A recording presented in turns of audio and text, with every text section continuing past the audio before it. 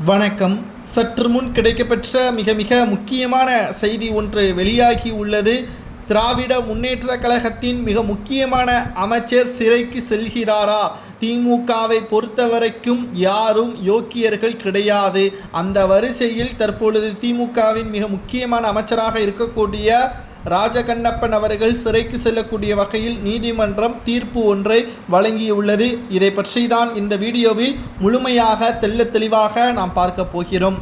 அதாவது 2021ஆம் ஆண்டு நடைபெற்ற சட்டப்பேரவை தேர்தலின் பொழுது அமைச்சர் ராஜகண்ணப்பன் ராமநாதபுரம் மாவட்டம் முதுகுளத்தூர் தொகுதியில் திமுக வேட்பாளராக போட்டியிட்டார்.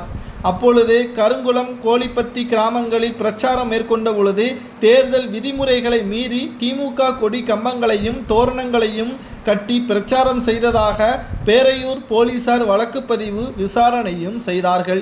இந்த வழக்கு விசாரணை ராமநாதபுரம் மாவட்ட முதன்மை அமர்வு நீதிமன்றத்தில் நிலுவையில் இருந்தது.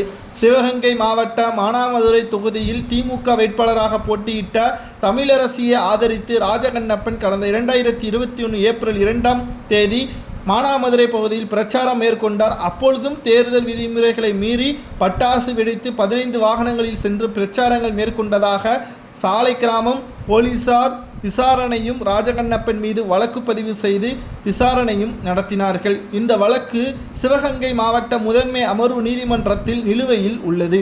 இந்த இரு வழக்குகளில் விசாரணைக்கு தடை விதிக்கவும் வழக்குகளை ரத்து செய்ய கோரியும் அமைச்சர் ராஜகண்ணப்பன் சென்னை உயர்நீதிமன்றத்தில் மனு தாக்கல் ஒன்றை செய்திருந்தார். இந்த நிலையில்தான் இந்த வழக்கானது நீதிபதி வேல்முருகன் முன் விசாரணைக்கும் வந்துள்ளது. அப்பொழுது அமைச்சர் ராஜகண்ணப்பன் தரப்பில் இரு வழக்கறிஞர் விசாரணைக்கு நேரில் வந்தார்கள். விலக்கு அளிக்க கோரியும் விசாரணைக்கு தடை விதிக்க வேண்டும் என்றும் வாதிட்டார்கள். ஆனால் இதை ஏற்க மறுத்த நீதிபதி ராமநாதபுரம் மற்றும் சிவகங்கை நீதிமன்றங்களில் நிலுவையில் உள்ள வழக்கு விசாரணைக்கு தடை விதிக்க முடியாது, மறுப்பு தெரிவிக்க முடியாது. அத்துடன் இந்த மனு தொடர்பான 3 வாரங்களில் பதிலளிக்க சம்பந்தப்பட்ட போலீசாருக்கு உத்தரவுகளையும் பிறப்பித்திருக்கிறார்கள். இதனால் ராஜகண்ணப்பன் அவர்கள் விசாரணையின் மூலம் அவர் செய்த தவறுக்காக சிறைக்கு செல்வார் என்றும் கூறப்படுகிறது. முதல்வராக இருக்கக்கூடிய ஸ்டாலின் அவர்கள் இதற்கு உறுதுணையாக இருப்பாரா, இவரை காப்பாற்றுவதற்கு முயற்சி செய்வாரா என்ற பல்வேறு தகவல்களும் வெளியாகியுள்ளது.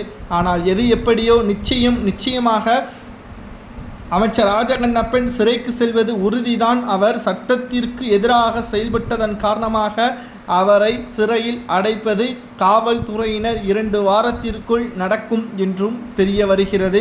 அமைச்சர் ராஜகண்ணப்பன் சிறையில் அடைத்தால் எத்தனை வருடங்கள் சிறையில் அடைக்கப்படலாம் என்பதை கமெண்ட் வாயிலாக கூறுங்கள்.